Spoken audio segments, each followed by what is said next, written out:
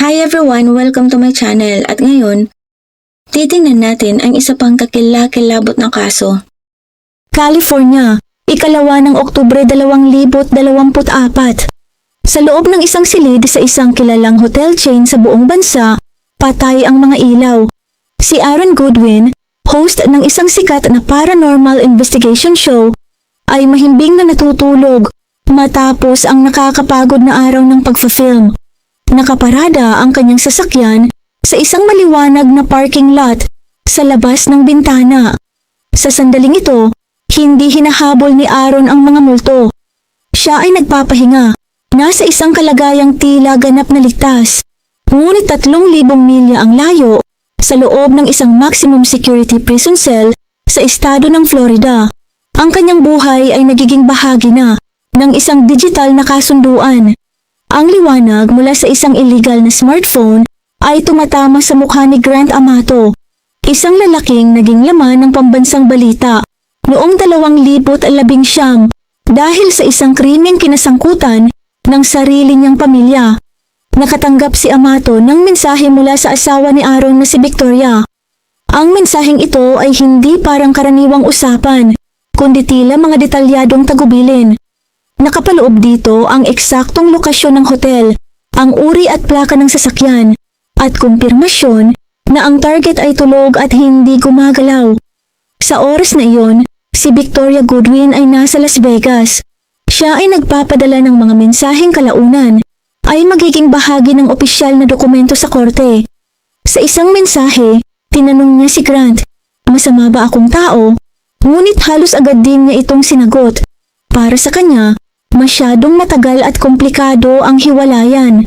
Sa halip, gumamit siya ng mga salitang tumutukoy sa pagwawakas ng buhay. Naayos na rin ang halaga para sa isang ikatlong partido, $11,515.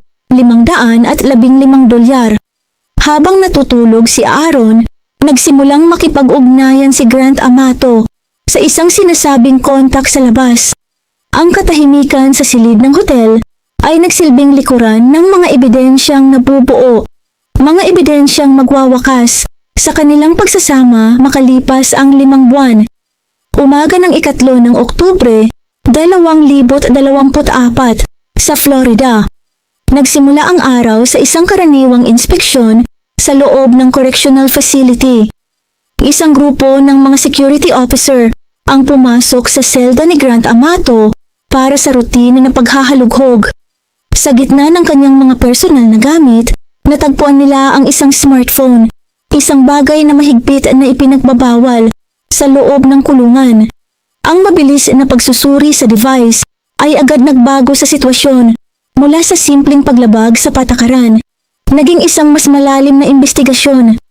Sa halip na karaniwang ebidensya ng kontrabando o komunikasyon sa kapwa bilanggo, natuklasan ng mga pulis ang ilang buwang palitan ng mensahe sa isang babae mula sa Nevada. Ang mga record na ito ang naging susi sa pagbubunyag ng isang malawakang plano na nag-uugnay sa dalawang magkalayong bahagi ng Estados Unidos. Para sa mga investigador sa Florida, ang nakikita nila sa screen ay hindi isang romantikong relasyon, kundi isang maingat na planong tila naghahanda ng isang seryosong krimen laban sa isang kilalang personalidad.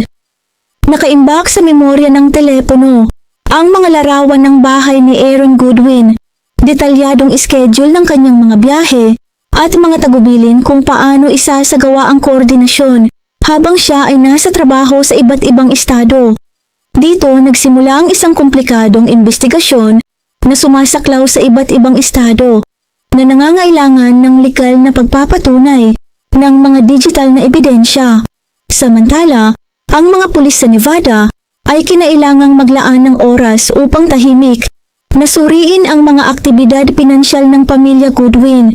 Ipinakita ng mga resulta na sa nakalipas na 6 na buwan, may kabuang $60,000 ang nawala mula sa mga account. Ang pera ay inilipat ng paunti-unti at dumaan sa mga taong konektado sa isang kontak ni Amato sa labas. Ang 5 buwang pagitan mula ng makumpiska ang telepono hanggang sa pagsampa ng opisyal na kaso ay ginamit upang buuin ang matibay na ebidensya mula sa magkakahiwalay na screenshots. Habang ang mga forensic specialista sa Florida ay abala sa pagbawi ng mga naburang mensahe, si Victoria Goodwin naman ay patuloy na namumuhay ng normal sa Las Vegas.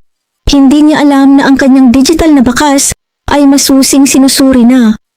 Bawat galaw niya, bawat tawag sa telepono, at bawat post sa social media ay tinitingnan na ngayon sa konteksto ng isang planadong krimen. Las Vegas, 1,000 naraan 78 hanggang 2,024. Nagsimula ang kwento ni Aaron Goodwin sa Nevada. 26 na taon bago lumabas ang kanyang pangalan sa mga ulat mula sa kulungan sa Florida.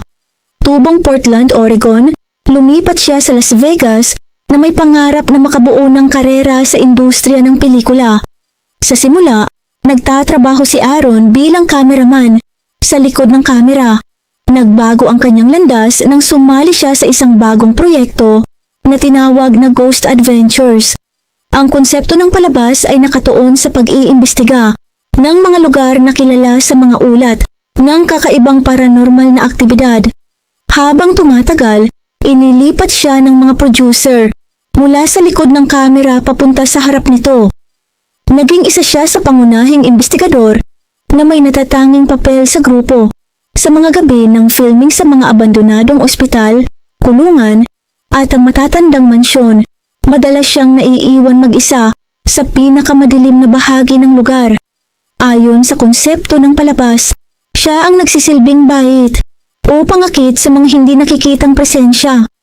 Ang kanyang tungkulin ay i-record ang kanyang reaksyon sa anumang kakaibang maaaring mangyari. Nakilala siya ng mga manonood bilang taong may emosyonal na reaksyon sa bawat hindi maipaliwanag na tunog o anino sa dilim. Nagkaroon ng malakas na audience ang palabas at tumagal ito ng 28 seasons na umere sa iba't ibang malalaking television networks at si streaming platforms. Naging kilalang personalidad si Aaron Goodwin at ang kanyang buhay ay umikot sa tuloy-tuloy na paglalakbay sa iba't ibang bahagi ng bansa. Kasama sa kanilang kagamitan ang thermal cameras, digital voice recorders, at motion sensors. Bawat linggo, ikinukulong ng grupo ang kanilang sarili sa isa na namang tinatawag na haunted location sa buong magdamag. Sinusubukang makakuha ng ebidensya ng mga bagay na lampas sa karaniwang mundo. Sa realidad ng 2024, halos nasa biyahe si Aaron sa karamihan ng oras. Ang kanyang imahe sa publiko ay isang taong palaging humaharap sa panganib. Isang uri ng panganib na walang pisikal na anyo. Sanay siya sa pagtatrabaho ng mag-isa at sa gitna ng kawalan ng katiyakan. Umaasa sa kanyang team at sa mga teknikal na kagamitan. Sa panahong iyon, tila maayos ang kanyang personal na buhay. Sa kanilang tahanan sa Las Vegas, naghihintay ang kanyang asawa, isang babaeng aktibong sumusuporta sa kanyang karera at madalas magbahagi ng kanilang pang-araw-araw na buhay sa libo-libong taga-subaybay online. Sa San Fernando Valley, 1,900 at 73 hanggang 2,015. Si Victoria Lynn Goodwin ay ipinanganak at lumaki sa California. Mula sa murang edad, ang kanyang buhay ay umikot sa isang mahigpit na schedule ng pagsasanay. Ipinakita niya ang pambihirang galing sa golf, kaya hindi lamang ito naging libangan para sa kanya, kundi isang daan patungo sa mas malalaking oportunidad. Dahil sa kanyang husay, nakakuha si Victoria ng athletic scholarship na sumagot sa kabuuan ng kanyang pag-aaral sa kolehiyo. Sa loob ng ilang taon, lumahok siya sa iba't ibang torneo, naghahanda para sa isang profesional na karera. Noong 2015, biglang nagbago ang lahat. Isang medical examination ang nagbunyag na ang batang atleta ay may isang bihirang kondisyon sa kalusugan. Dahil dito, naging imposible para sa kanya ang matinding pisikal na pagsasanay. Sa edad na 22, napilitan si Victoria na iwan ang golf, ang tanging larangang nakikita niyang kinabukasan niya. Ang karerang pinaghirapan niya ng higit sa 10 taon ay natapos sa loob lamang ng ilang buwan. Ang sandaling iyon ang naging simula ng kanyang paglipat mula California patungong Nevada. Sa Las Vegas, nagsimula si Victoria na buuin ang panibagong buhay sa labas ng mundo ng profesional na sports. Noong 2018, nakilala niya si Aaron Goodwin. Sa kabila ng 17 taong agwat sa edad, nagsimula ang kanilang relasyon. Sa panahong iyon, si Aaron ay isa ng kilalang personalidad sa telebisyon na may abalang schedule ng pagpa-film. Pumasok si Victoria sa kanyang mundo at unti-unting naging bahagi ng kanyang pampublikong kwento. Sinamahan niya si Aaron sa mga event at inasikaso ang kanilang tahanan habang ito ay nasa biyahe para sa trabaho. Ayon sa mga taong nakakakilala sa kanya, si Victoria ay napaka-aktibo sa social media. Maingat niyang hinubog ang kanyang imahe na binibigyang diin ang kanyang papel bilang asawa ng isang kilalang TV personality. Ngunit sa likod ng imahe ng maayos na buhay, naroon ang katotohanang wala na siyang matatag na trabaho. Matapos iwan ang sports, malaking bahagi ng kanyang oras ang ginugol online. Nanonood din ng mga kontente tungkol sa mga kasong kriminal at psikolohiya ng mga sangkot dito. Ang ugaling ito ang kalaunan ay nagdala sa kanya sa isang documentary series na magbabago sa direksyon ng kanyang buhay. Sa Las Vegas, Mayo 2020 hanggang Disyembre 2022. Ayon sa talaan ng Nevada State Registry, ang opisyal na kasal ni Aaron Goodwin at Victoria ay naitala noong Mayo 4, 2020. Isang maliit at pribadong seremonya ang ginanap sa kasagsagan ng pandemya, kung kailan limitado ang malalaking pagtitipon. Sa mahabang panahon, nanatiling pribado ang detalye ng kanilang kasal, hanggang sa magdesisyon ang mag-asawa na magdaos ng pangalawa at mas malaking selebrasyon noong 2022. Lumabas sa social media ang mga larawan mula sa bagong seremonya ng kasal. Ginanap ang event sa Haunted Mansion Attraction sa Disneyland, California, isang lokasyong perpektong tumugma sa pampublikong imahe ni Aaron. Nag-pose ang mag-asawa sa harap ng gothic style na disenyo. Ipinapakita na tila magkapareho sila ng interes at lubos na nagkakaunawaan. Nagbahagi rin si Aaron ng mga mensahe kung saan tinawag niya si Victoria bilang kanyang sandigan. Sa isang Instagram post, isinulat niya, "Ako ay napakaswerte na siya ay nasa buhay ko. Palagi akong nakakaramdam ng seguridad kapag hawak niya ang aking kamay." Pinanatili ni Victoria ang imaheng iyon na tila isang perpektong pagsasama. Sa kanyang profile, madalas makita ang mga sandali ng kanilang pang-araw-araw na buhay. Mga regalo tuwing okasyon, tahimik na gabi sa bahay, at ang kanilang alagang pusa na itinuturing nilang pareho nilang responsibilidad. Aktibo rin siyang nakikipag-ugnayan sa mga tagahanga ni Aaron, na lalo pang nagpapatibay sa kanyang imahe bilang isang tapat at mapagmahal na asawa. Ngunit ayon sa mga financial records na sinuri kalaunan, ito rin ang panahon kung kailan nagsimula ang hindi kontroladong paggastos mula sa kanilang mga account. Habang kumikita si Aaron sa kanyang mga biyahe para sa trabaho, si Victoria naman ay naghahanap ng paraan kung paano magamit ang perang iyon nang hindi alam ni Aaron. Pagsapit ng katapusan ng 2022, perpekto ang tingin ng iba sa kanilang buhay. Pinag-uusapan ng mag-asawa ang kanilang hinaharap at patuloy na nagtitiwala si Aaron sa kanyang asawa pagdating sa pang-araw-araw at pinansyal na mga usapin. Wala siyang dahilan upang maghinala na sa likod ng masayang imahe ng kanilang pagsasama.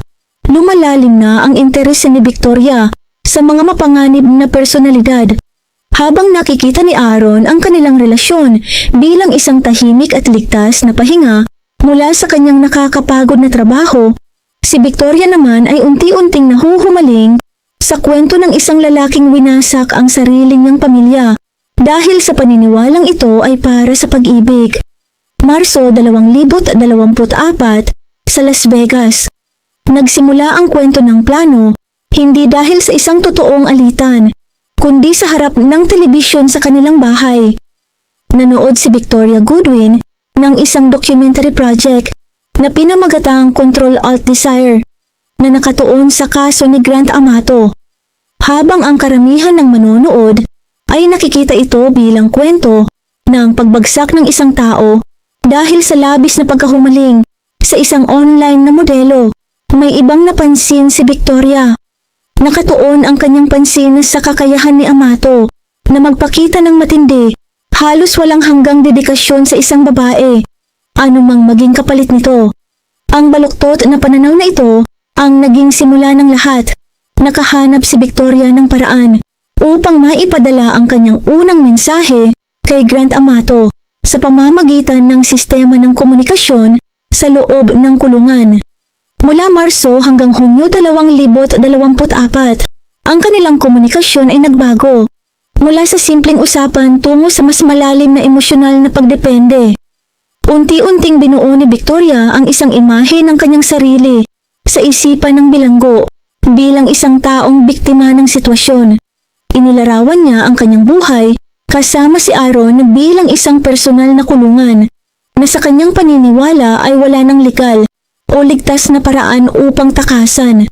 Si Grant Amato na nagsisilbi ng habambuhay na sentensya at may limitadong pakikipag-ugnayan sa labas ay kusang tinanggap ang papel bilang tagapagtanggol.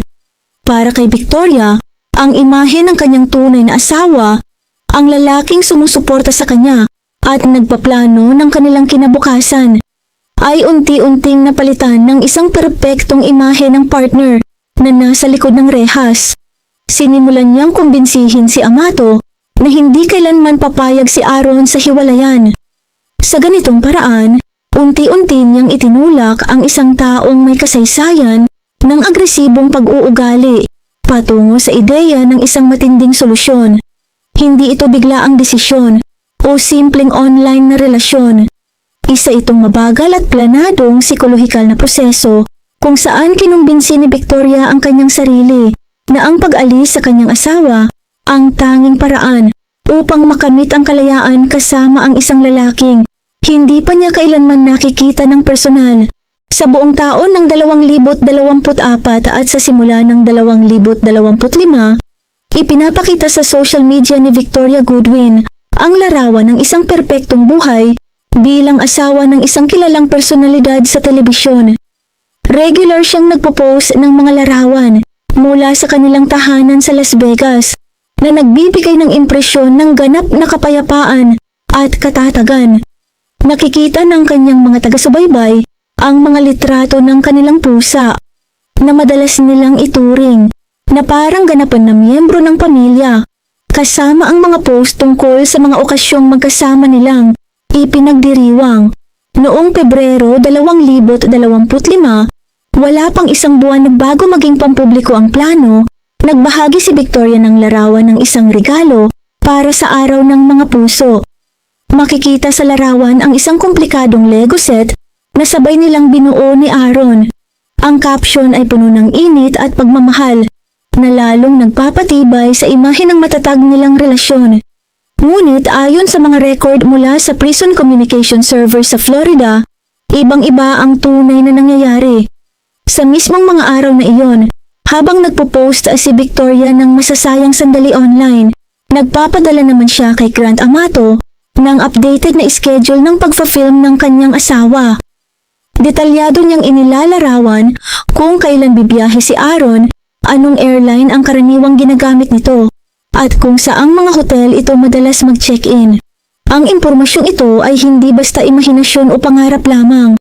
Ito ay mga eksaktong detalye na maaaring gamitin para sa koordinasyon mula sa malayo. Mas lalo pang naging malinaw ang pagkakaiba ng kanyang pampublikong imahe at ng lihim na plano nang magsimulang talakayin sa kanilang mga mensahe ang mga pang-araw-araw na detalye na konektado sa balak. Gumagalaw si Victoria sa dalawang magkaibang papel ng sabay. Isang mapag-arugang asawa sa harap ng iba at isang tagapagbigay ng impormasyon sa pribadong usapan.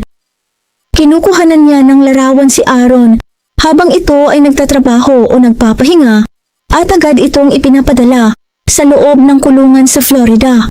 Ginagamit ni Grant ang mga larawang ito upang makumpirma ang pagkakakilanlan ng target at sumasagot na natanggap at naitala na ang impormasyon.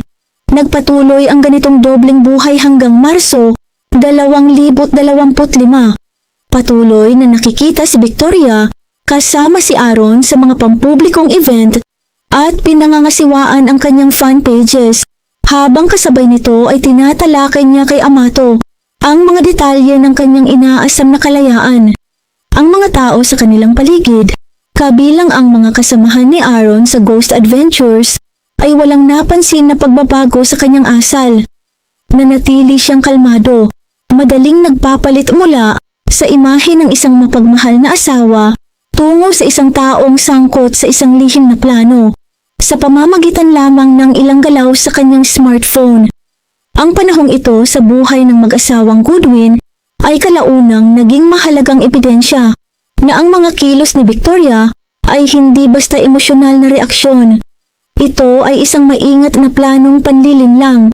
Kasabay ng mga pag-uusap at tungkol sa pag-alis kay Aaron, unti-unti ring nauubos ang pinansyal na yaman ng pamilya.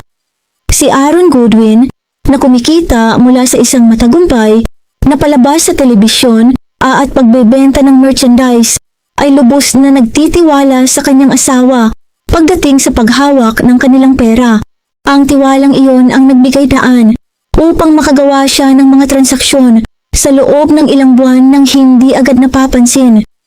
Kalaunan, natukoy ng mga investigador na ang kabuang halagang kinuha mula sa mga account ng pamilya at ipinadala sa mga taong konektado kay Grant Amato ay umabot sa $60,000. Ang pera ay ipinadala ng paunti-unti. Gumamit si Victoria ng iba't ibang payment services upang ilipat ang pondo sa mga individual na inilalarawan ni Amato bilang kanyang mga pinagkakatiwalaang kontak sa labas. May ilang bayad na inilarawan bilang para sa mga ilegal na mobile phone at communication services ni Grant sa loob ng kulungan. Ngunit ang mga halagang ipinapadala ay higit na malaki kumpara sa karaniwang gastusin na may kaugnayan sa loob ng kulungan. Ang aktibidad pinansyal ni Victoria ang naging pangunahing dahilan kung bakit nanatiling interesado si Amato sa kanilang ugnayan. Mayroon ding bersyon ng mga pangyayari na nagsasabing ang ilan sa perang ito ay maaaring naipadala dahil sa pressure. Dahil may access si Grant Amato sa mga sensitibong mensahe at ebidensya ng pagkakasangkot ni Victoria sa pag-uusap tungkol sa plano, posible itong ginamit bilang pananakot. Gayunpaman, nagpatuloy si Victoria sa pagpapadala ng pera at malinaw na kinukumpirma ang kanyang mga aksyon sa kanilang mga mensahe. Sa huli, iniwan niyang halos walang natitirang ipon ang pamilya, pera na sana'y gagamitin ni Aaron para sa kanilang kinabukasan sa Nevada.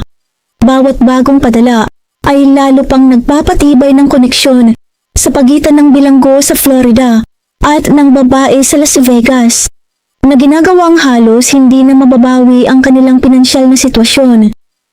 Nang kalaunan ng harapin ng pulisya si Victoria gamit ang mga record ng transaksyon, sinubukan niyang ipaliwanag ang mga ito bilang pagtulong o kawang-gawa sa isang taong dumaraan sa mahirap na sitwasyon. Ngunit naitala ng mga investigador ang malinaw na ugnayan sa pagitan ng malalaking padala ng pera at ng muling pag-usbong ng mga pag-uusap tungkol sa plano. Para kay Aaron Goodwin, ang pagtuklas sa nawawalang $60,000 ay naging pangalawang matinding dagok kasunod ng pagkakaalam sa planong inihahanda laban sa kanya.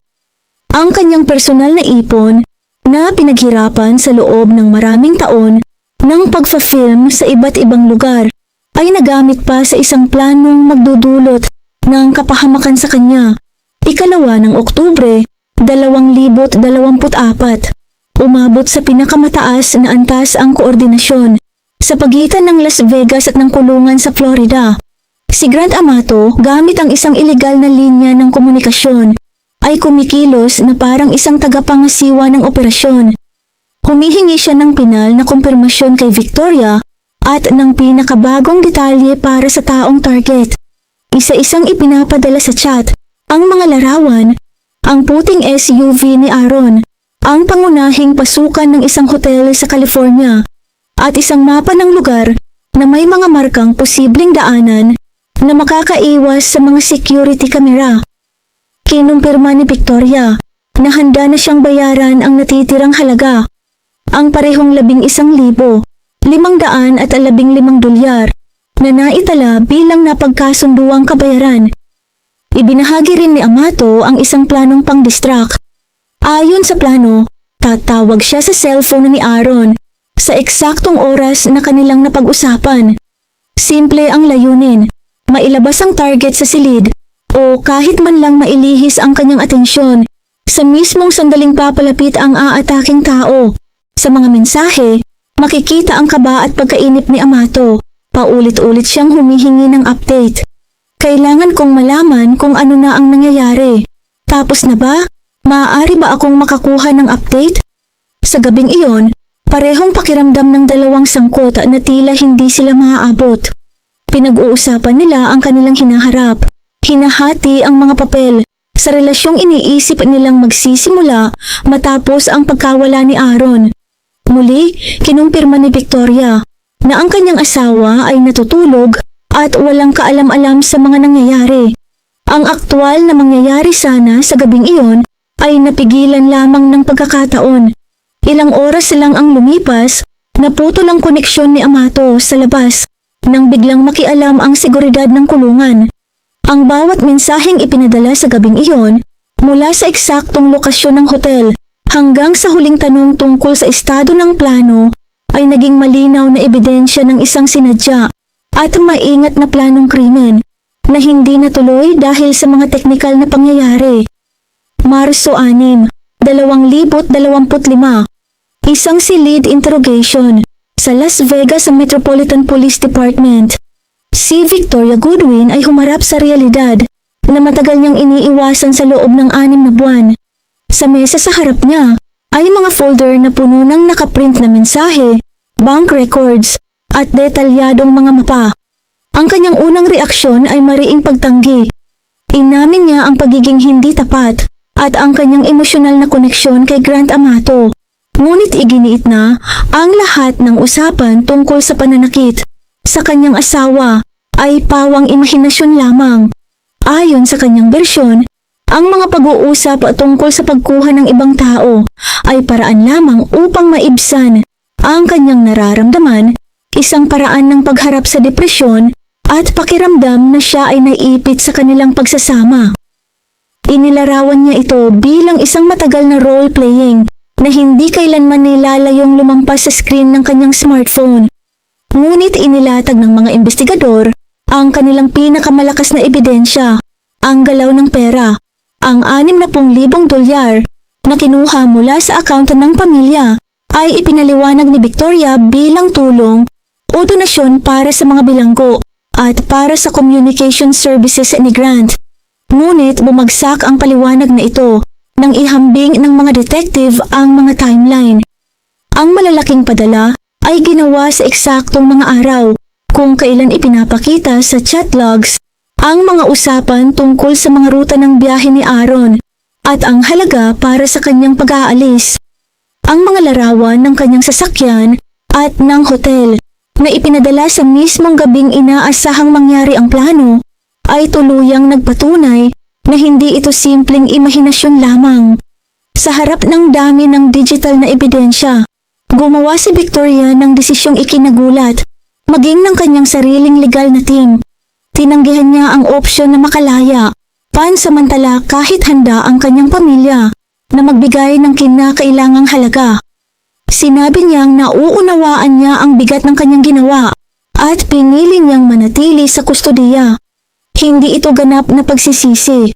Ito ay ang pag-amin na ang kanyang dobleng buhay ay tuluyan ng nabunyag at ang pagbabalik sa tahanang pinagsaluhan nila ni Aaron Goodwin ay hindi na posible, pisikal man o legal. Noong Abril 22, 2025, nakipagkasundo si Victoria Goodwin sa mga piskal at umamin sa kasong pakikipagsabwatan upang magsagawa ng isang krimen. Noong 5 ng Hunyo ng parehong taon, isinagawa ang pagdinig para sa hatol sa isang korte sa Nevada. Binigyang diin ng prosekusyon kung gaano kalalim ang naging partisipasyon ng akusado sa paghahanda ng plano. Samantala, itinuro ng depensa na si Victoria ay walang naunang record ng krimen at tumigil na sa aktibong pakikipag-ugnayan tungkol sa plano ilang buwan bago siya arestuhin. Sa pagdinig, nagsalita si Aaron Goodwin. Binasa niya ang ilang bahagi ng mga mensaheng ipinakita sa kanya ng mga investigador. Dito lumitaw na sa mga usapan ni Victoria kay Grant Amato, tinukoy niya si Aaron bilang kanyang unang asawa at sinabi niyang may nararamdaman siyang espiritual na koneksyon sa bilanggo sa Florida. Ipinahayag ni Aaron sa korte na ang lalim ng pagtataksil ay sumira sa kanyang pakiramdam ng seguridad. Ayon sa kanya, nabubuhay siya ngayon na may patuloy na pag-aalala, anuman ang maging hatol sa kanyang asawa. Direktang humingi ng paumanhin si Victoria kay Aaron. Nangako siya na tuluyan na siyang lalayo sa buhay nito at aalis sa estado ng Nevada pagkatapos ng kanyang paglaya. Sinuri ni Judge Nadia Kroll ang mga ebidensya, kabilang ang mga financial records at message logs, bago ihanda ang pinal na hatol. Hinatulan ng korte si Victoria Lynn Goodwin ng pagkakakulong mula 36 hanggang 90 buwan. Ibig sabihin, kailangan niyang magsilbi ng hindi bababa sa 3 taon bago siya maging kwalipikado para sa parol. Kasabay ng kasong kriminal, tuluyan ding natapos ang legal na paghihiwalay ng mag-asawa. Noong Marso 12, 2025, nagsampa si Aaron ng diborsyo na binanggit ang irreconcilable differences bilang dahilan na nangangahulugang hindi na maaaring magtagpo ang kanilang pananaw at ang mga pinahahalagahan. Ayon sa mga dokumento, imposible na ang pagkakasundo dahil sa matinding pagkakaiba. Sinisikap ni Aaron na protektahan ang kanyang buhay habang ang mga kilos ni Victoria ay papunta sa kabaligtaran. Sa oras na naipahayag ang hatol, halos wala ng laman ang mga account ng pamilya dahil sa mga perang ipinadala sa mga taong konektado kay Grant Amato. Patuloy na nagtatrabaho si Aaron Goodwin sa proyektong Ghost Adventures, ang isang lalaking gumugol ng maraming taon sa paghahanap ng ebidensya ng mga espiritu sa mga abandonadong lugar, ay hinarap ang isang tunay na panganib, hindi sa labas, kundi sa sarili niyang tahanan. Si Victoria Goodwin ay kasalukuyang nakakulong sa isang correctional facility sa Nevada. Ang kwento ng isang plano na nagsimula lamang sa panunood ng isang dokumentaryo ay nagtapos sa isang tunay na sentensya sa kulungan para sa isang manunoodan ng kalaunan ay naging bahagi ng mismong kwento. Maraming salamat po sa panunood. Kung hindi naman po kalabisan, paki-like at subscribe po sa aking channel, and as always, keep safe everyone.